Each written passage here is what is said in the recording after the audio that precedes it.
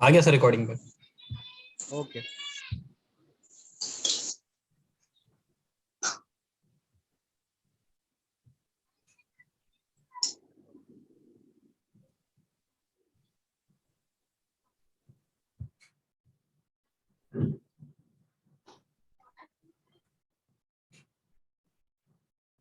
अस्सलाम वालेकुम। अच्छा, टॉपिक जो है मेरे प्रेजेंटेशन का सर वो है हॉस्पिटल वेस्ट मैनेजमेंट इन कराची सिटी। अच्छा, प्रेजेंटेशन जो हम स्टार्ट करते हैं तो प्रेजेंटेशन में हम सबसे पहले देख लेते हैं आउटलाइन प्रेजेंटेशन की। इस प्रेजेंटेशन में हम लोग क्या क्या कवर करेंगे, तो जैसा कि थीम होती है हम बेसिकली सबसे पहले इंट्रोडक्शन ही कवर करेंगे। उसके बाद हम जो है जो हॉस्पिटल वेस्ट के हमारे कंपोनेंट्स हैं उसको डिस्कस करेंगे। कंपोनेंट्स के बाद हमारे पास जो एप्लीकेबल लीगल और एंड अदर रिक्वायरमेंट्स हैं, जिस तरह हमारे अपना नेशनल लॉज हो गए, नेशनल लॉज के अलावा हमारे जो है रूल्स हो गए हमारे हॉस्पिटल वेस्ट मैनेजमेंट के, या इसके अलावा जो इंटरनेशनल ट्रीटीज हैं, इंटरनेशनल एग्रीमेंट्स हैं, उनको भी हम एक ब्रीफली डिस्कस करेंगे। उसके बाद हम मूव करेंगे करंट डिस्पोजल प्रैक्टिसेस के ऊपर, जो हमारे पास आजकल जो है ना यहाँ पे डिस्पोजल प्रैक्टिसेस चल रही हैं। इसमें वो भी होंगी, कहने का मकसद है कि क्या होना चाहिए और क्या करंटली हो रही है। इसके अलावा जब हम आगे चढ़ेंगे तो waste management practices in leading hospital जो है वो भी हम देख लेंगे, एक ब्रीफ जो है ना कि क्या यहाँ पे पाकिस्तान में हॉस्पिटल्स की प्रैक्टिसेस क्या है। उसके बाद हम लास्ट में इसमें आ जाएंगे अवेलेबल ट्रीटमेंट मेथड्स, कि मतलब अभी क्या हो रहे हैं और हम लोग क्या कर सकते हैं इसमें अवेलेबल ट्रीटमेंट मेथड्स, और कौन से प्रैक्टिकल है हमारे केस में।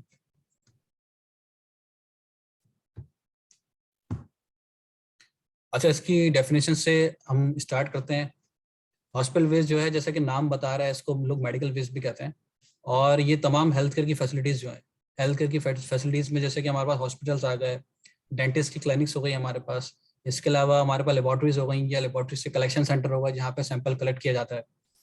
और इसके अलावा जो वेटरनरी सेंटर्स होते हैं हमारे पास, जैसे जिसको हम जानवरों का अस्पताल कहते हैं, जहाँ पे जानवरों की इम्यूनाइजेशन होती है या इलाज होता है, वो भी बेसिकली हेल्थ केयर फैसिलिटीज़ के अंदर ही आते हैं। अच्छा, एक रिसर्च पेपर के अंदर इसका जो फिगर था, तो वो ये फिगर है हमारे पास कि जो है ये तकरीबन 40 टन डेली जो है ना वो कराची से जनरेट होता है हॉस्पिटल वेस्ट। अच्छा, ये फिगर जो है ना, क्योंकि कराची आपको पता है दिन ब दिन बढ़ रहा है, मतलब मुस्तकिल कराची फैल रहा है, नए नए क्लिनिक्स नए नए हॉस्पिटल्स आए दिन बन रहे हैं, तो डेफिनेटली ये फिगर जो है ना अब ये बढ़ गई होगी। डेफिनेटली 4-5 साल का स्टडी का गैप है, तो ये फिगर भी हमें खतरा है कि ये फिगर ही बढ़ गई होगी। अच्छा, इसमें जो अभी चंद चीजें जो इसमें है समरी के हवाले से अगर हम बात करें, तो ये जो है ना इसमें ये कलेक्टेड बाय गार्बेज कलेक्टर और अनऑथोराइज वेस्ट कॉन्ट्रैक्टर्स। ये जो है ना ये हमारे पास एक मसला यहाँ पे ये है कि ये जो ना जो मेजोरिटी और वेस्ट है 40 टन की अगर हम बात करूँ, तो मेजोरिटी आप वेस्ट देखेंगे कि ये आपको जो है ना डंप हुआ मिलेगा, या तो ये रेल की पटरियों के साथ जो फाटक के साथ जो खाली जगह होती है वो, कोई हॉस्पिटल का प्लॉट हो वो। इवन ये है कि मैंने हॉस्पिटल्स के पास जो केएमसी के जो वो देखे हैं डस्टबिन देखे हैं, जिसको आप अपना उनकी कचरा कुंडियां कह लें या उनका आप जो कह लें जो डेजिग्नेटेड उनकी कलेक्शन साइट होती है, वो डेजिग्नेटेड कलेक्शन साइट्स के ऊपर भी आपको जो है ना ये वेस्ट पड़ा मिल जाएगा। और मैंने यहाँ पे लांडी में खुद अस्पताल सौरंगी के पास देखा है कि वहाँ पे बिन्स वगैरह के पास जो है ना वो जो चरसी वगैरह होते हैं या और जो उससे नशे होते हैं, ये वहाँ से सारी चीज़ें जो है ना ये वेस्ट के निकाल रहे होते हैं और इसमें से अलग कर रहे होते हैं, प्लास्टिक अलग कर रहे होते हैं और नीडल्स और शाफ्ट वगैरह अलग कर रहे होते हैं। तो मतलब इस तरह ये इन्होंने मतलब आम म्यूनसिपल वेस्ट के साथ इसको डंप किया हुआ होता है। तो ये ये रेफरेंस क्या है इसका हसन? 40 टन सर, जो है आप क्या क्लेम कर रहे हो? जी सर, इसका रेफरेंस मेरे पास रिसर्च पेपर है, एक रेफरेंस में मेरे पास। बस ठीक है, ये आखिर में। यस सर, मैं शेयर कर लूंगा आपसे। अच्छा, इसके अलावा ये है कि हमारे पास जो सबसे बड़ा मसला है वो आ रहा है हमारे पास सेग्रीगेशन ना होने का। अब जैसा कि आपको पता है कि हॉस्पिटल वेस्ट जो है ना बेसिकली वो दूसरे वेस्ट से मुख्तलिफ क्यों है, क्योंकि ये फैलता है। मतलब इसमें जो एलिमेंट है, जो हमारे पास बायोलॉजिकल एलिमेंट है, वो फैलता है। मतलब आप अगर किसी और किस्म का वेस्ट देखेंगे तो उसमें फैलने का नहीं है। मतलब अगर आपने हैवी मेटल डाला है, तो अगर 10 ग्राम हैवी मेटल है तो बेसिकली वो 10 ग्राम ही रहेगा। लेकिन इसमें मसला या हॉस्पिटल वेस्ट में मसला ये आता है कि जब आप इसको म्यूनसिपल वेस्ट के साथ जो है ना मिक्स कर देते हैं, जिसमें आपका फूड शामिल होता है, फूड वेस्ट काफी मात्रा में शामिल होता है, तो म्यूनसिपल वेस्ट में जो है होता ये है कि फिर आपका जो तमाम नॉन हैजर्डस वेस्ट है वो आपका सब हैजर्डस बन जाता है, क्योंकि बायोलॉजिकल एलिमेंट है, वो जो पैथोजेंस हैं वो इसमें प्रोपिगेट करते हैं।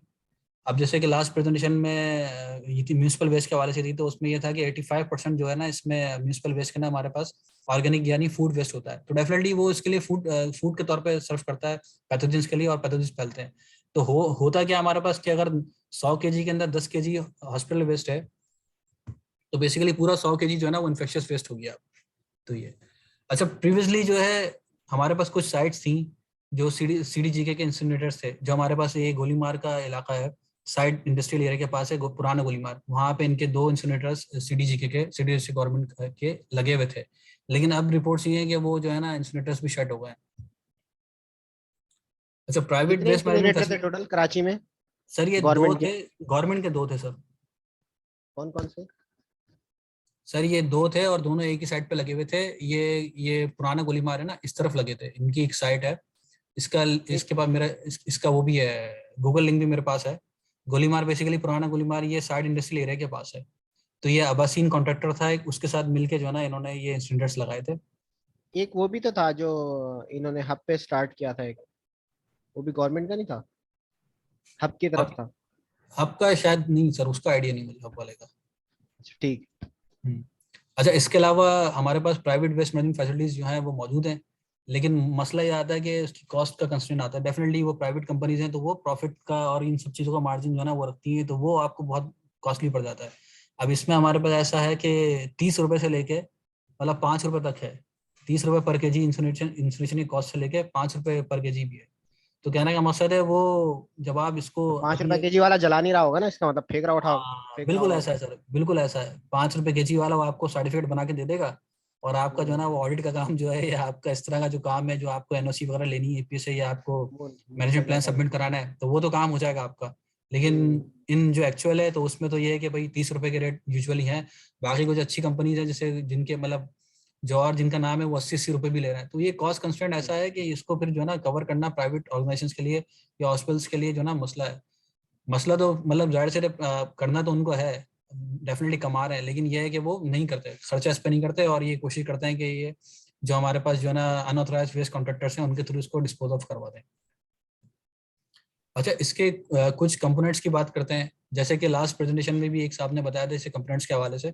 तो बेसिकली सबसे जो खतरनाक इसका पोर्शन है वो तो है ही पैथोलॉजिकल या ये इन्फेक्शियस। ये पूछना था। हेलो जी, सॉरी मैं इंटरप्ट कर रहा हूँ। ये पूछना था, इंसिनट्रेट है जो, ये इंसिनट्रेशन और ये कंट्रोल रिलीज करती है या क्या है, ये कैसी है? इंसिनरेशन में होता ये है कि ये कंट्रोल एनवायरनमेंट होता है, क्लोज बॉक्स होता है, ठीक है, वहां पे नहीं, उसमें अपना। रिलीज भी होती है फाइनल की? आपकी आवाज क्लियर नहीं आई मुझे। नवीद लेकिन आवाज उसके क्लियर नहीं। फाइनल कोई जब इंसिनट्रेशन हो जाती है तो कंट्रोल रिलीजेस भी होती है इन्वायरमेंट में, या सिर्फ ये उसको कन्वर्ट कर देता है कंप्रेस करके ashes में? अच्छा, आप नवीद That is गैसेस कुछ की बात चीज कर कर रहे हैं, गैसेस की बात कर रहे हैं इंसिनट्रेशन नवीद। की तो, जी गैसेस की बात कर रहा हूँ। अच्छा हाँ, नवीद इसमें होता ये है कि इसके 2 टेम्परेचर्स होते हैं ना, इसको मैं आगे स्लाइड में भी कवर करूंगा, लेकिन अभी आपको बता देता हूँ 2 टेम्परेचर इसमें होते हैं। एक 800 डिग्री सेंटीग्रेड है और दूसरा होता है 1200 डिग्री सेंटीग्रेड। तो उसमें क्या होता है, जब हम 1200 डिग्री सेंटीग्रेड पे जाते हैं तो जो इसकी जो इमिशन जनरेट होती है जिसमें बेसिकली फ्यूरेंस होते हैं, डाइऑक्सिन्स होते हैं, तो इस तरह के हैजार्डस कंपाउंड होते हैं। तो 1200 डिग्री सेंटीग्रेड जो है ना उसको भी जो है ना ब्रेक कर देता है वाटर वेपर और कार्बन डाइऑक्साइड के अंदर, तो आपके पास कार्बन डाइऑक्साइड बचती है। और जो कुछ गैसेज होती हैं जैसे एसिडिक गैसेज होती हैं तो आपके स्क्रबर लगे होते हैं, वो स्क्रबर के जरिए कलेक्ट कर लेते हैं। ठीक है ना अभी। ठीक है, ठीक है। ओके, आगे चलते हैं। अच्छा, सबसे बड़ा पोर्शन जो हॉस्पिटल वेस्ट का है वो बेसिकली पैथोलॉजिकल या इन्फेक्शियस वेस्ट ही है, जो हमारे लिए सबसे बड़ा कंसर्न होता है। उसके अलावा हमारे पास जो है ना सेकंड में आता है केमिकल वेस्ट। केमिकल वेस्ट में आप ये कह सकते हैं कि जो भी इसके क्लीनिंग इक्विपमेंट होते हैं या और जो दूसरे केमिकल्स होते हैं वो इसमें शामिल हो सकते हैं। इसके अलावा प्रिजर्वेटिव्स कुछ किस्म के होते हैं जो ऑर्गन्स वगैरह रखने के लिए होते हैं, तो वो भी जब आप वेस्ट करते हो डेफिनेटली वो भी इन्वायरमेंट के लिए बहुत नुकसान है, तो वो केमिकल वेस्ट की कैटेगरी में आते हैं। इसके बाद जब हम आगे चलते हैं तो फार्माकोलॉजिकल हमारे पास वेस्ट होता है जो मेडिसिन वगैरह होती हैं। अच्छा, इसका प्रोसीजर ये है कि ये वेस्ट जो है ना मतलब ये रिटर्न हो जाता है, और इसको डिस्पोज ऑफ करना फार्मास्यूटिकल्स कंपनी की जिम्मेदारी होती है कि वो अपने तरीके से इसको डिस्पोज ऑफ करें। लेकिन ये गुड प्रैक्टिस की बात है। आपको इन एक्चुअल क्या हो रहा है ये आपको पता है कि एक्सपायर्ड मेडिसिन वगैरह है, या दूसरी जो आधा डब्बा यूज हुआ है आधा नहीं हुआ है, या आधा सिरप यूज हुआ है आधा नहीं हुआ है, तो डेफिनेटली वो भी डिस्पोज ऑफ कर दिया जाता है। वो ट्रस्ट के पास चले जाते हैं खाली। उनके बदले आती हैं। अच्छा, इसके अलावा हमारे पास रेडियो एक्टिव वेस्ट है हॉस्पिटल में। रेडियो एक्टिव वेस्ट हमारा जो है ना वो उसमें एक्सरेज वगैरह में यूज होता है और कुछ थेरापीज में यूज होता है। बाकी हमारे पास वो हम लोग कंट्रास्ट यूज करते हैं जब हम लोग वो करते हैं अपना, हम लोग जब वो करते हैं क्या नाम है उसका, अल्ट्रासाउंड करते हैं। अल्ट्रासाउंड के अलावा हम लोग वो जो सिटी स्कैन वगैरह करते हैं तो उसमें कुछ कंट्रास्ट डलते हैं बॉडी में ना, तो कंट्रास्ट की डिग्रेडेशन जो है वो बेसिकली वो बताती है कितना एब्जॉर्ब हो गया कितना नहीं हो गया। तो वो हमारे पास उसमें आयोडीन होता है, रेडियो एक्टिव आयोडीन होता है, ड्यूट्रियम होता है हमारे पास, ये रेडियो एक्टिव वेस्ट होते हैं। इसके अलावा शार्प्स हो गए। अच्छा, शार्प्स में सबसे पहले आता है स्कैल्पर्स वगैरह जो होगा, जो डॉक्टर की जो आपने देखा नाइफ है, ये कोने में राइट हैंड साइड पे पिक्चर देखेंगे, एक छोटा सा ब्लेड है, ये बेसिकली स्कैल्पर है, स्कैल्पर्स है, नीडल्स हैं, और इसके अलावा जो दूसरी नाइफ्स वगैरह हैं वो इसकी जो है ना आपके शार्प्स में आती हैं। अच्छा, शार्प्स में ये होता है कि बेसिकली शार्प्स को जो है ना, मैं आगे इसमें कवर करूंगा स्लाइड, वो बेसिकली शार्प जो है ना वो हम इसको रीयूज कर लेते हैं, तो वो एक और तरीका है ऑटोक्लेविंग का, वो मैं इसको आगे कवर करूंगा, ठीक है। अच्छा, इसके अलावा जो है ना जीनोटॉक्सिक और साइटोटॉक्सिक वेस्ट जो है ना, ये बेसिकली ये भी फार्माकोलॉजिकल वेस्ट की टाइप है, बट जो ये जीनोटॉक्सिक और साइटोटॉक्सिक है, इसमें फर्क ये है कि कैंसर के लिए यूज होता है, और बेसिकली ये जो कैंसरस सेल्स होते हैं इनको मारने के लिए बॉडी में यूज होता है, तो ये भी हाईली जो है ना डेंजरस होता है। इसके अलावा जो लास्ट में कैटेगरी है वो है जर्नल वेस्ट की, जो नॉन हैजर्डस है। अच्छा, जो जर्नल वेस्ट है बेसिकली ये भी आपका जो है ना उसी कैटेगरी में आ जाता है, समझ लें आप, जैसे म्यूनिसिपल वेस्ट है उसी कैटेगरी में जर्नल वेस्ट आ जाता है। इसमें आपका पेपर हो गया, फाइल्स वगैरह हो गई, फूड वेस्ट हो गया, लिमिटेड जो कैफेटेरिया कैंटीन वगैरह से, तो इसकी कंपोजिशन जो है बेसिकली वो म्यूनिसिपल वेस्ट की तरह ही होगी। आगे चलते हैं।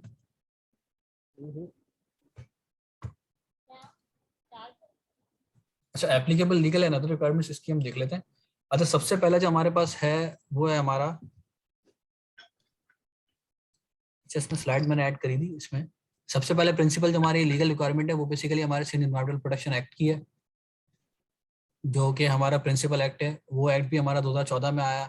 अच्छा, सिंध एनवायरमेंटल प्रोटेक्शन एक्ट जो है वो बेसिकली आप समझ लें एक्ट बनता है, एक्ट के बाद जो है ना, जैसे कि आपको पता है, उससे एक्ट के थ्रू रूल्स बनाए जाते हैं, मतलब एक्ट में अथॉरिटी होती है कि हम रूल्स बनाएं, तो उसके उसके जो है ना उसके सेक्शंस के थ्रू सिंध हॉस्पिटल वेस्ट मैनेजमेंट रूल्स हैं वो बनाए गए। अच्छा, ये भी 2014 में बनाए गए। अच्छा, जैसे कि नाम इंडिकेट कर रहा है, ये ये किस बेसिकली एक्ट में आया है? सर किस ये एक्ट के? सिंध एनवायरमेंटल प्रोटेक्शन एक्ट है ना, उसके अच्छा, डिफरेंट उसी में, सेक्शन हाँ है। बिल्कुल है, बिल्कुल है। उसमें कौन सा सेक्शन है ये? सर ये इसमें जो ना सेक्शन एक है इसका, एक तो सेक्शन 12 है, वो तो इम्पोर्ट पे आता है। उसके अलावा एक सेक्शन है सेक्शन 14, सेक्शन 14 का जो ना सब सेक्शन 1 है, उसका क्लॉज ए है एक, और उसका है सेक्शन 14 का एक है सब सेक्शन 2। ये दो क्लॉज हैं, जो एक प्रोहिबिट कर रहा है कि आप इसकी रिसाइकलिंग नहीं करेंगे। हाँ, इसका तो जो हॉस्पिटल वेस्ट मैनेजमेंट रूल्स जो है वो हम्म, सीपा या इन्वायरमेंटल प्रोटेक्शन एक्ट के कौन से सेक्शन के अंदर मिलता है? 14 में? हाँ सर, सेक्शन 14 में। एक इसमें ठीक है। आपको सेक्शन 14 का सब सेक्शन 1 कह रहा है कि आप रिसाइकलिंग और रीयूज हॉस्पिटल वेस्ट का, इन्फेक्शन वेस्ट का नहीं करोगे, ये प्रोहिबिट करता है हमें।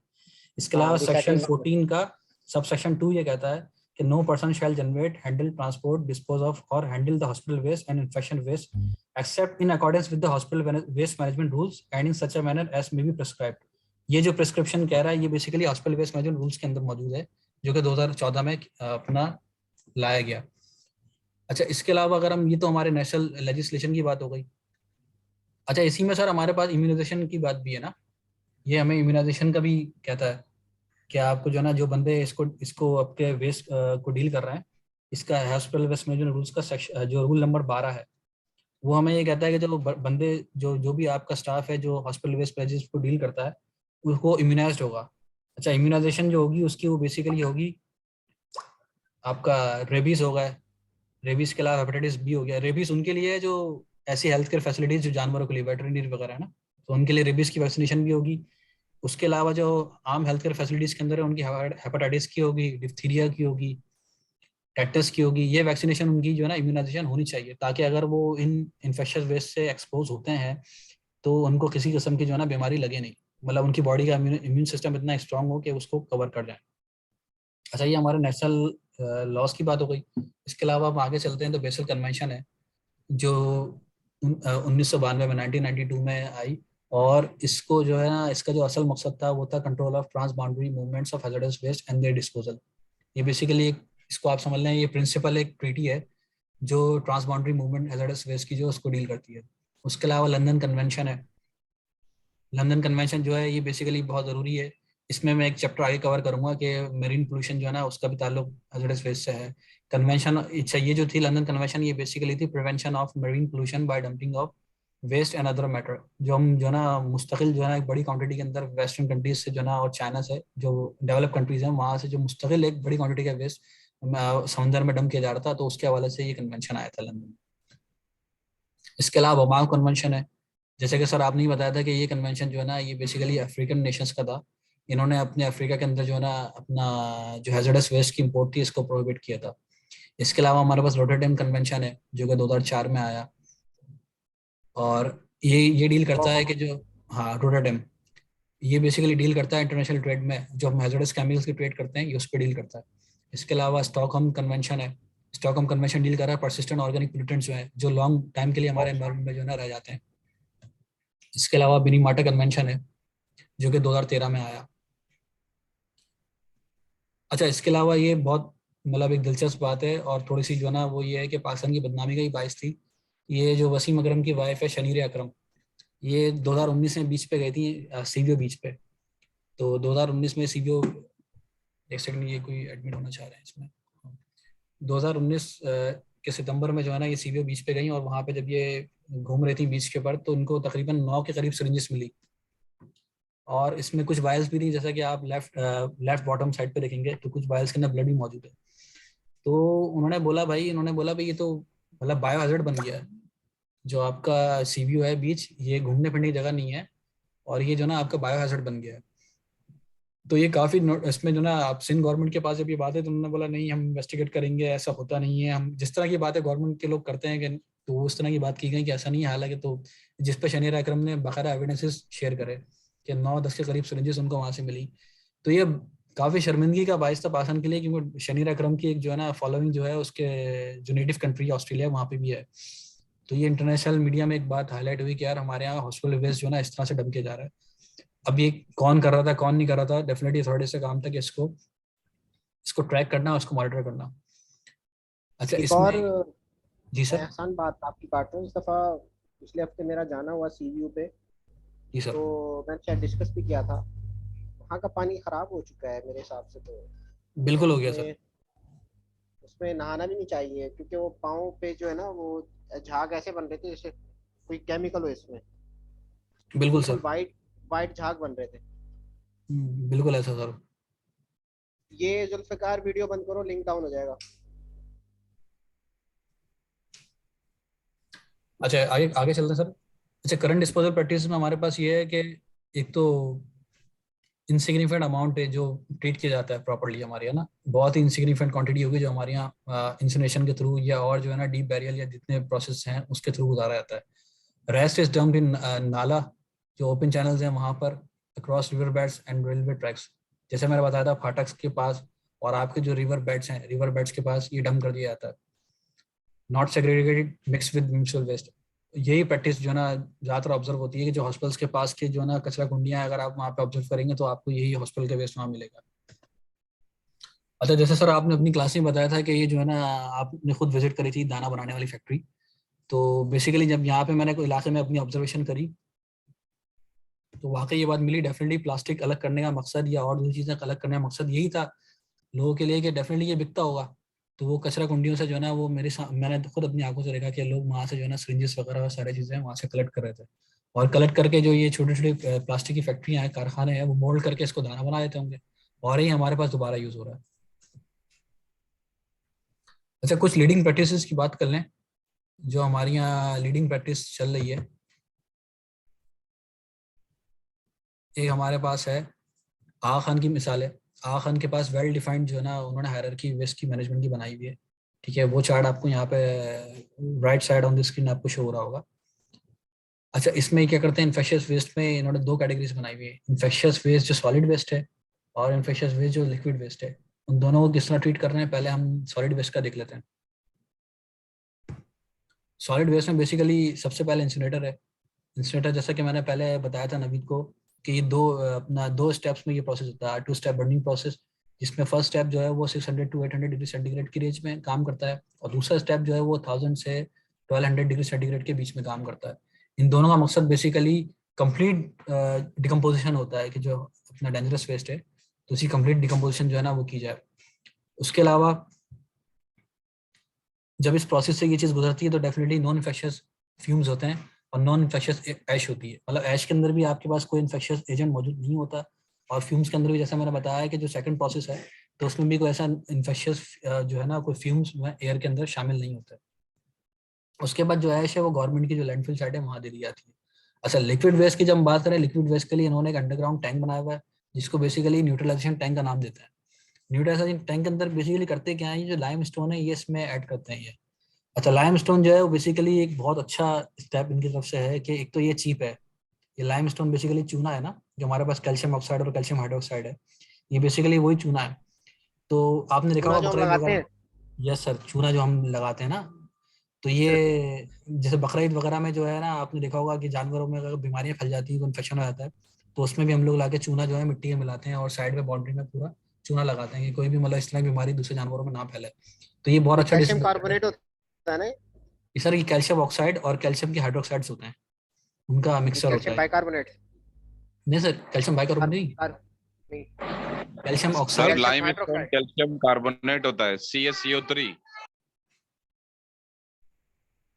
सर मिनरल है, आसान ये मेरे ख्याल मिक्सचर है। जी सर, मेरे ख्याल में कार्बोनेट होता है शायद ये। मैं चेक कर लेता हूँ सर, मैं चेक कर हमारा लेता हूँ। देख। हाँ, मैं चेक ठीक है, करता हूँ। चलो अच्छा, कैल्शियम आगे। कार्बोनेट है सर, कैल्शियम कार्बोनेट CaCO3। अच्छा, इसके बाद जो है ठीक ना है, ठीक है, न्यूट्रलाइजेशन के बाद इसको जो है ना मेन सीवरेज लाइन में ये लोग कर देते हैं, क्योंकि ये अब जो है ना डिसइंफेक्ट हो चुका है लिक्विड वेस्ट। सही। अच्छा, इसके अलावा लियाकत नेशनल हॉस्पिटल की बात करें, तो लियाकत नेशनल हॉस्पिटल जो है उसमें आपके पास उनका अपना इंसिनेटर है, लेकिन जैसे पर्सनल कुछ ऑब्जर्वेशन लोगों की थी कि वो इंसिनेटर इतना एफिशिएंटली काम नहीं करता। और दूसरी बात यह है कि वो जो है इनके पास लिक्विड वेस्ट ट्रीट करने का कोई मेथड मौजूद नहीं है। लियाकत वालों के पास। हाँ, लिक्विड वेस्ट ट्रीट करने का कोई इनके पास तरीका नहीं है, जैसे कि आगा खान में इन्होंने सेपरेट टैंक बनाया हुआ था ना, इस तरह। हम्म। अच्छा, इसके अलावा तो ये ये है उसको कि ड्रेन कर रहे हैं फिर ये? हाँ, उसको फिर ये ड्रेन करेक्ट। कर रहे होंगे, या फिर उसको कुछ और मतलब कर रहे होंगे, क्योंकि ये इनके पास वो इसका उन्होंने मतलब बताया नहीं कि इसका कोई तरीका प्रॉपर है। ये तो है कि उनके पास अपना इंसिनेटर है, थोड़ी हालत उसकी खराब है, लेकिन यह है कि वो काम कर रहा है, मतलब सॉलिड वेस्ट तो ट्रीट हो रहा है। अच्छा, इसके अलावा सिविल हॉस्पिटल है, उसके पास जो है ना फंक्शनिंग इंसिनेटर नहीं है। इंसिनेटर किसी ज़माने में हो सकता है वो काम कर रहा हो, लेकिन अभी जो है ना कंडीशन ये है कि जो उसके आसपास की जो बिन्स हैं, वहाँ पे आपको हॉस्पिटल वेस्ट मिल जाएगा। अच्छा, वो तो ये कहते हैं कि हम जो है ना इसको डेजिग्नेटेड जो हमारे लोग हैं, हम उन्हीं को देते हैं, अपना हमारे कॉन्ट्रैक्टर हैं, लेकिन बेसिकली है कि जब आप उसके आसपास से गुजरेंगे तो आपको जनरली वहाँ मिल जाएगा, आसपास की कचरा कुंडियों में वेस्ट पड़ा हुआ मिल जाएगा। खतरनाक है। जी सर, बिल्कुल खतरनाक है। अच्छा, जैसे कि हमने स्टार्ट में बात करी थी इंसिनेटर्स की, जो गवर्नमेंट ओन इंसिनेटर्स है, उसमें सबसे पहले जो ना ये हमारे पास दो इंसिनेटर्स मौजूद हैं, ये गोलीमार के एरिया में लगे हुए हैं, जो कि साइड इंडस्ट्रियल एरिया के पास था। अच्छा, ये जॉइंट वेंचर था केएमसी का, जैसे मैंने पहले बताया था, ये आबासीन कॉन्ट्रैक्टर था, उसके साथ ये जॉइंट वेंचर था। और इसका जो मकसद था बेसिकली वो हॉस्पिटल बेस की फिटमेंट ही था। ये दो इंसिनेटर यहाँ पे लगे हुए थे, इनकी ये तो कैपेसिटी। मैंने सुना था इसके पास तो इतना ऑर्डर है कि इसको टाइम ही नहीं मिलता, क्योंकि सबसे रेट सस्ता है ना इसका। हम्म। एक आध रुपया ही लेता है ये। उस हाँ, वक्त बहुत 1 रुपया ही। ले रहा था, अब शायद 5 रुपए ले रहा है वो। हाँ, मिनिमल, बहुत मिनिमल इसके रेट थे। अच्छा, इसकी कैपेसिटी जो थी ना वो हाँ। 1000 किलोग्राम पर आवर थी। और ये तकरीबन 250 के करीब हेल्थ केयर फैसिलिटीज से जो है ना ये अपना वेस्ट लिया करता था। 250 करीब हेल्थ केयर फैसिलिटीज के वेस्ट लेने का मतलब डेफिनेटली इसके पास टाइम नहीं होता हुआ कि ये लोगों के जो है ना कैपेसिटी पूरा करे, जितने अस्पताल फैलते जा रहे हैं मुल्क में और कराची शहर में, तो ये इसके पास। नहीं नहीं, इवन के कुछ मैंने अप्रूवल्स करवाई थी। ये जो वेस्ट कॉन्ट्रैक्टर्स होते हैं ना, जो जी ये सर। वेस्ट उठाते हैं जी मुख्तलिफ सर। कंपनी से, तो वेस्ट मैनेजमेंट कंपनीज खोल लेते हैं।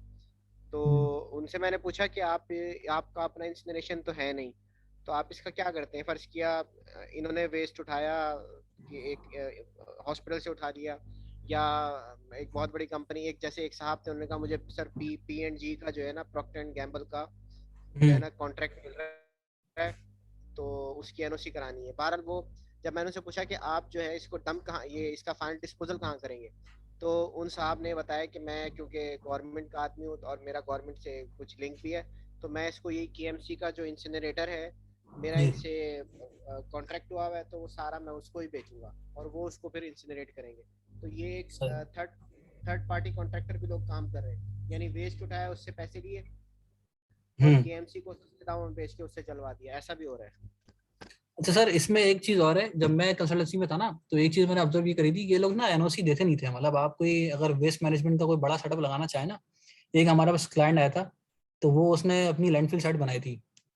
मतलब उसने आगे सरजानी से आगे जाया ना, खुदा की बस्ती और वो बने हुए थे एरिया, तो उसके बाद काफी आगे जाके आबादी से दूर उसने एक साइट बनाई हुई थी, जो पूरी इंजीनियर्ड साइट थी। तो वो ये कह रहा था, यार मुझे एनओसी चाहिए, मेरे पास मतलब कॉन्ट्रैक्ट है इसी तरह मल्टीनेशनल कंपनीज के ना, तो मैं चाह रहा हूँ कि अपनी उस पर मतलब डिस्पोज करूँ ना। बस। तो वो उसकी एनओसी के लिए कोशिश करी, लेकिन मतलब सीनियर्स ने मेरे, लेकिन उसको एनओसी नहीं मिली, ईपीए ने ना मना कर दिया कि आप ऐसे ऑपरेट नहीं कर सकते साइट। डेफिनेटली लॉन्ग टर्म तो एनवायरमेंटल इम्पैक्ट्स हैं। ठीक है। अच्छा आगे चलें सर। जी बिल्कुल। अच्छा इसमें हैंडलिंग जो है ना हमें किस तरह हॉस्पिटल वेस्ट की आइडियली करनी चाहिए। अच्छा हैंडलिंग के लिए जैसे मैंने बताया पहले कि हॉस्पिटल वेस्ट मैनेजमेंट रूल्स के अंदर रूल नंबर 12 हमें ये कह रहा है कि आप जो है ना इम्यूनाइजेशन जो है ना अपने बंदों की करवाएंगे। जो भी आपका स्टाफ वेस्ट मैनेजमेंट कर रहा है हैंडलिंग कर रहा है वेस्ट की वो इम्यूनाइज्ड होगा hepatitis B, tetanus, diphtheria, polio. और अगर उसमें जानवरों का वेस्ट शामिल है वेटरनरी क्लिनिक्स वगैरह है तो उसमें रेबीज का भी जो है ना वो उसको आप इम्यूनाइजेशन उसकी कराओगे, वैक्सीन रेबीज की भी उसको लगेगी। उसके अलावा प्रॉपर हैंडलिंग ऑफ वेस्ट में जो है ना सारी पीपीज आ गई जैसे कि पिक्चर में बंदा हकीकतन बंदे को जो है ना इस तरह फॉलो करना है जिसके पास रेस्पिरेटर हो, फेस कवर हो, सर्जिकल ग्लव्स हो, गॉगल्स हो, उसके अपने रबर बूट्स हो। हकीकतन जो है ना लेकिन उसको ये प्रैक्टिस पाकिस्तान में तो नहीं हो रही, मैंने देखा है ये जो बेचारे वेस्ट उठा रहे होते हैं वो बिल्कुल नहीं इतना हो रही कवर्ड सर। होते हैं, कवर बिल्कुल। कवर ऑल्स भी नहीं होते, इम्यून भी नहीं होते वो तो। बिल्कुल सर। और वो जो है ना बेचारे वो कहने का मकसद है कि वो फेस मास्क भी वाला लगाए हुए होते हैं जो ये कोरोना में हम लोग लगा रहे थे और इस पे जो है ना वो हाँ काम कर रहे थे। सही है। अच्छा फिर ये है कि इससे सबसे जो इम्पोर्टेंट इसमें जो आपका एलिमेंट है वो है ट्रेनिंग का। कि जब आपका हम्म, वर्कर ट्रेंड होगा डेफिनेटली ही विल नो कि यार how to handle this waste और ये वेस्ट में इन्फेक्शन का खतरा है। तो डेफिनेटली एक्स्ट्रा केयर वो करेगा कि यार मैं इसको जो है ना अपने आप को इस तरह बचाऊं। अगर गवर्नमेंट नहीं भी प्रोवाइड करती या अथॉरिटीज नहीं भी प्रोवाइड करती तो एटलीस्ट वो अपनी प्रोटेक्शन कर ले। तो ये एक इसका हम्म, एलिमेंट ट्रेनिंग का है जो हम उसको बहुत नजरअंदाज करते हैं लेकिन हकीकतन ये अब प्राइवेट कंपनीज में तो हमारे पास डेफिनेटली रिक्वायरमेंट है तो हम तो करते हैं यहाँ पर। लेकिन अक्सर जगहों पे निगलेक्ट कर देते हैं इस चीज़ को। हालांकि ट्रेनिंग जो है आपको नया एम्प्लॉय आया है उसको नहीं पता क्या हैजर्ड है उसको डेफिनेटली हैजर्ड से आशना कराना जो है उसके सीनियर से काम है। उसके अलावा लास्ट में जो है ना हमारा ये है कि सबसे ज्यादा इसका सब इन सब चीज़ों का मकसद ट्रेनिंग का, इम्यूनाइजेशन का और इसके अलावा जो प्रॉपर हैंडलिंग है पीपीज है इसका मकसद क्या है कि जो एक्सपोजर है हमारा पैथोजन से उसको मिनिमाइज कराना है। ये इसका बेसिकली हमारे पास मकसद है। अच्छा एनवायरमेंटल सेफ डिस्पोजल्स में हमारे पास कुछ ऑप्शंस हैं। जिस तरह जो है ना हमने पहले बात करी थी कि इसमें सबसे पहले हमारे पास केमिकल डिसइंफेक्शन आ गया। केमिकल डिसइंफेक्शन जैसे कि नाम इसका खुद बता रहा है कि इसमें केमिकल्स ऐड करने हैं, केमिकल्स ऐड करके जो है ना आप इसको न्यूट्रलाइज कर सकते हो, डिसइंफेक्ट कर सकते हो। अच्छा इसमें केमिकल जो हमारे पास यूज होते हैं उसमें सबसे कॉमन हमारे पास सोडियम हाइपोक्लोराइड है जो आपने देखा होगा कि हम पूल्स स्विमिंग पूल्स वगैरह के अंदर भी हम लोग सोडियम हाइपोक्लोराइड डालते हैं। इस क्लोरीनेशन है। इसके अलावा लिक्विड क्लोरीन है, लिक्विड क्लोरीन है। क्लोरीन के अलावा हमारे पास क्लोरीन डाइऑक्साइड है ये। इसके अलावा लाइम हमारे पास है, लाइम डालते हैं। अच्छा सर वो जो था ना उसका कैल्शियम कार्बोनेट वाला वो सर सही है। वो जो लाइम स्टोन है वो बेसिकली कैल्शियम कार्बोनेट है और जो हाँ खाली सर मुझे लाइम है वो याद था ना, कैल्शियम ऑक्साइड है। हाँ वो कैल्शियम खाली ऑक्साइड लाइम जो जो है है ना ना वो। वो कैल्शियम हाइड्रोक्साइड है। लाइम स्टोन बेसिकली हाँ कैल्शियम कार्बोनेट है। वो आप सही थे सर। वो कार्बोनेट, हाँ वो मुझे हाँ याद था। वो लाइम स्टोन है बेसिकली। ये लाइम है वो लाइम स्टोन है, थोड़ा सा इसमें डिफरेंस। अच्छा अच्छा। इसके अलावा हम लोग जो है ना इसमें ओजोन और यूवी रेडिएशन भी यूज करते हैं। ओजोन जनरेटर्स होते हैं बेसिकली, कुछ केमिकल्स होते हैं ओजोन जनरेटर में जब हम डालते हैं तो बेसिकली ओजोन जो है ना इमिट करता है। तो ठीक है ओजोन हम वो जैसे हम ओजोन हम ओजोनेशन करके और यूवी लाइट है ये हम बाहर से इसमें डालते हैं। अक्सर हमारे पास घरों में भी फिल्टर होता है उसमें ब्लू कलर की जो लाइट होती है वो यूवी रेडिएशन हम लोग यूज करते हैं। ये भी बेसिकली ये करती है कि डिसइंफेक्ट कर देती है। अच्छा इसमें सर कुछ हैजर्ड भी हैं। मैंने इसमें पढ़ा था क्लोरीन से जब हम डिसइंफेक्ट करते हैं चीज़ों को तो क्लोरीन से हमारे पास डिसइंफेक्ट में कुछ जो है ना अगर ऑर्गेनिक कंटेमिनेशन ज़्यादा है पानी के अंदर, मतलब ड्रिंकिंग वाटर की अगर बात करूँ, ये टॉपिक थोड़ा हटके है। लेकिन इसमें सुना ये है कि अगर ऑर्गेनिक कंपाउंड्स मौजूद है और हम क्लोरीन यूज़ करते हैं तो ये ऑर्गेनो क्लोरीन बना लेते हैं जो हजरडस कंपाउंड्स वगैरह होते हैं ना अपना हम्म, ऑर्गेनिक। तो ये इससे और क्लोरीन जो है ऑर्गेनिक मैटर से रिएक्ट करके ऑर्गेनो क्लोरीन बना लेती है। तो ये डेफिनेटली जो है ना ड्रिंकिंग वाटर में चाहते हैं कि कोई और सा मेथड हो और क्लोरीन को जो है ना निकाल दें। लेकिन अभी तक जो है ना प्रैक्टिकल हमारे पास डेवलपिंग कंट्रीज के अंदर यही है कि हम क्लोरीन यूज़ करें। अच्छा इसके अलावा जैसे पाँच मैंने मिनट पहले, रहे आपके। अच्छा सर ये बस खत्म कर रहा हूँ। अच्छा इसके अलावा ये ऑटोक्लेविंग है जैसे मैंने पहले बताया था। अच्छा ऑटोक्लेविंग बेसिकली उन इक्विपमेंट्स के लिए है जिसको हम जो है ना मतलब डिस्पोज नहीं कर सकते। जैसे महंगे स्कैल्पल्स हैं, इसके अलावा नाइफ्स हैं, ब्लेड्स हैं, पेट्री डिशेज हैं हमारे पास कल्चर की। ये बहुत सारी चीज़ ऐसी होती है जिसको हम डिस्पोज नहीं कर सकते। तो उसमें हम लोग जो है ना इसमें ऑटोक्लेव से ट्रीट करते हैं। ये बेसिकली हाई प्रेशर इक्विपमेंट होता है जो 121 डिग्री सेंटीग्रेड पे जाता है और जो है ना 15 psi प्रेशर से जो है ना इसमें स्टीम यूज होती है, सैचुरेटेड स्टीम पानी से। तो कहने का मकसद ये है कि ये वो इक्विपमेंट है कि इससे आप जो है ना अपना रीयूज कर सकते हो चीज़ों को और ये कम जगह पे भी आप लगा सकते हो। ये काफ़ी इफेक्टिव है। इसमें मतलब बहुत ही कम चांस होते हैं कि कोई माइक्रोब इससे बच जाए। इसके अलावा लास्ट में हमारे पास जो है ना वो हमारे पास इंसुलेशन है जैसे कि मैंने पहले बताया था। इंसुलेशन में क्या है वही टेम्परेचर की रेंज है 800 से 1200 की। 800 फर्स्ट स्टेज में है, 1200 सेकंड स्टेज में, जिसमें आपकी जो टॉक्सिक गैसेज हैं, फ्यूरेंस हैं, डायोक्सिन्स हैं, उनको डिकम्पोज कर दिया जाता है। इसके अलावा कुछ जगह पे स्क्रबर्स ही होते हैं जो अगर एसिडिक कुछ अगर सल्फ्यूरिक एसिड या इस तरह कुछ फ्यूम्स वगैरह हैं तो बेसिकली स्क्रबर के थ्रू वो कलेक्ट हो जाए। तो ये था सर इसको यहाँ पे इख्तिताम करते हैं। Thank you for your time and your consideration. ठीक है, ठीक है, अच्छी प्रेजेंटेशन थी, इंफॉर्मेटिव भी थी। तो क्वेश्चंस वगैरह पूछें, ये जो जितने भी ऑनलाइन हुए हैं, क्वेश्चन पूछना है कुछ। ये पहले पिछली प्रेजेंटेशन जिशान ने दी थी, जिशान हॉस्पिटल बेस पे आपने दी थी ना? जी सर, लास्ट टाइम मैंने दी थी, बट ये है कि ये इन्होंने बहुत अच्छी की है सर, मजीद और डिटेल में जितना मेरा वर्क हाँ, उससे आगे की चीजें भी बेसिक इन्होंने थी और बताई ये हैं, तो इन्होंने बहुत अच्छे दी थी। इंफॉर्मेटिव रही। ठीक है, गुड। अच्छा, ये हसन, जी सर। जबरदस्त सर, अपना बेहतरीन। जी सर। ये ऑफ कर दें जिशान, अपना माइक ऑफ। ये पूछना था हाँ सर, ये पूछना था कि ये सीपा का तो बताते हैं ना कि ये क्लासेस है, ये ऑर्डिनेंस है या रेगुलेशन है, उसकी इन्फोर्समेंट कहाँ, वो नजर नहीं आती, वो किस तरह होती है? इन्फोर्समेंट तो इन्हीं के हाथ में है ना। अब ये कितनी इन्फोर्समेंट कराते हैं और बात है। एक दफा मुझे याद है, बकाई हॉस्पिटल आप जानते हैं, सुपर हाईवे पे बकाई हॉस्पिटल एक बहुत बड़ा एरिया इनके पास है। बिल्कुल सर, तो बिल्कुल। बकाई वालों से हमने हॉस्पिटल वेस्ट मैनेजमेंट प्लान बनवाना था। तो हम वहाँ पे चक्कर लगा के आए, तो वहाँ पे कर्नल साहब बैठे हुए थे। तो हमने कहा कि आपके यहाँ वेस्ट मैनेजमेंट प्रैक्टिसेस क्या हैं हॉस्पिटल। तो उन्होंने इधर उधर की बातें शुरू कर दी। उन्होंने कहा हमारे यहाँ वेस्ट जनरेट नहीं होता, हमारे पास ज़्यादातर गरीब गुरबा आते हैं। वो उस बात से निकल ही नहीं रहे थे कि गरीब गुरबा आते हैं और इस वजह से हमारे यहाँ कोई अभी इंसिनरेशन प्लांट भी नहीं है, हम ये कॉन्ट्रैक्टर को बेच देते हैं। तो नॉर्मली हॉस्पिटल्स, जो बड़े हॉस्पिटल्स हैं, वो तो प्रैक्टिसेस को फॉलो कर रहे हैं। जो बकाई भी देखा जाए एक बड़ा हॉस्पिटल है, लेकिन हमारे यहाँ ट्रेंड ये है कि बहुत कम ही इसको फॉलो किया जाता है। हॉस्पिटल पे तो बिल्कुल काम नहीं हो रहा। इंसिनरेशन लाजमी है इसकी, जितना भी यहाँ से वेस्ट जनरेट हो रहा है।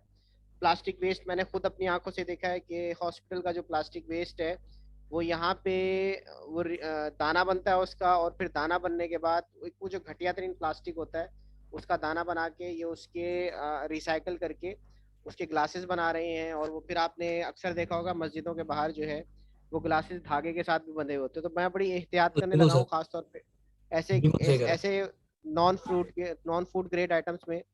आप भी एहतियात करें कि ऐसी चीजों में पानी ना पिए। सही कह रहे हैं सर, सही कह रहे हैं। ठीक है, तो बस सर यही है ये सही हॉस्पिटल। बात है सर, ये जो आजकल जो ड्रिंकिंग वाटर की जो बॉटल्स मोस्टली जो है ना, वो रिसाइकिल्ड प्लास्टिक की हैं, बिल्कुल। और ये बड़ा बच्चों मसला की है मैं सर। ये हैरान होता हूँ, बच्चों की बच्चों के बॉटल्स लेने खिलौने में। हैं, बच्चों हाँ, के खिलौने बॉटल्स ये हैं। अभी मैं एक जगह पे गया तो बॉटल्स हमें सस्ती मिल रही थी। यानी वो जो प्लास्टिक की बॉटल्स थी जो बच्चे टिफिन के साथ अपने पानी के लिए लेके जाते हैं, तो उसका मैंने मटेरियल चेक किया तो मटेरियल मुझे हल्का लगा। तो बहरहाल वो भी बन के आ रही है मार्केट में, और वो जो है वो सस्ते में मिल जाती है, 100 रुपीज़ के अंदर, 80 रुपीज़ के अंदर। तो ऐसी नॉर्मली प्रैक्टिसेस से अवॉइड करना चाहिए, क्योंकि हमारे यहाँ रेगुलेशंस तो हैं लेकिन इनकी इन्फोर्समेंट नहीं है। ठीक है, बिल्कुल ऐसा सर, बिल्कुल ऐसा। किसी ने कोई क्वेश्चन पूछना है? जी सिकंदर। हाँ सर, ये बेसिकली ना ईपीए वालों की रिस्पॉन्सिबिलिटी है। जैसे अगर हम रेडियोएक्टिव वेस्ट पे जाते हैं ना, तो उस पे हम कहते हैं कि रेगुलेटर की रिस्पॉन्सिबिलिटी है। अगर कोई रेडिएशन आइटम यूज हो रहा है या वह कहीं डिस्पोज करना है या उसका वेस्ट जनरेट होता है, तो एक रेगुलेटर की जिम्मेदारी होती है कि उसको ना मतलब फुलफिल करवाएं रिक्वायरमेंट्स। जी, इन्फोर्समेंट करवा के एटलीस्ट फाइन लगवाएं। फाइन नहीं लगा सकते, ये दोनों की जिम्मेदारी, वो उस हॉस्पिटल की भी जिम्मेदारी है जिसपे वो रेगुलेशन अप्लाई होती है। और हॉस्पिटल वालों को पता होता है ये सब बातें, ऐसा नहीं कि वो अंधेरे में होते। मैं जब ये इधर CPSP में पढ़ाता था, college of physician and surgeon Pakistan में, तो वहाँ पे सारे डॉक्टर्स आके बैठते थे, आगा खान के, सिविल के। वहाँ पे मैं environmental management, hospital waste management पढ़ाने जाता था। तो मैं उनसे क्या, उनको ये सारी बातें पता होती थी, रेगुलेशंस पता होती थी कि हम हॉस्पिटल के वेस्ट जो जनरेट कर रहे हैं, ये हमारी जिम्मेदारी है इसको डिस्पोज ऑफ करना। ठीक है, जो मैंने आपको हायरार्की पढ़ाई थी उसमें आखिरी जो था ना, रिस्पॉन्सिबली डिस्पोज ऑफ, वो भी उस जनरेटर की जिम्मेदारी है जो इस वेस्ट को प्रोड्यूस कर रहा है। जी सिकंदर, आपके पास आधा मिनट है। सर मेरा क्वेश्चन असल में ये था कि अभी ये जो म्यूनिसिपल वेस्ट के हवाले से जो अब कहा था कि जो ना EPA के हवाले से इसके स्टैंडर्ड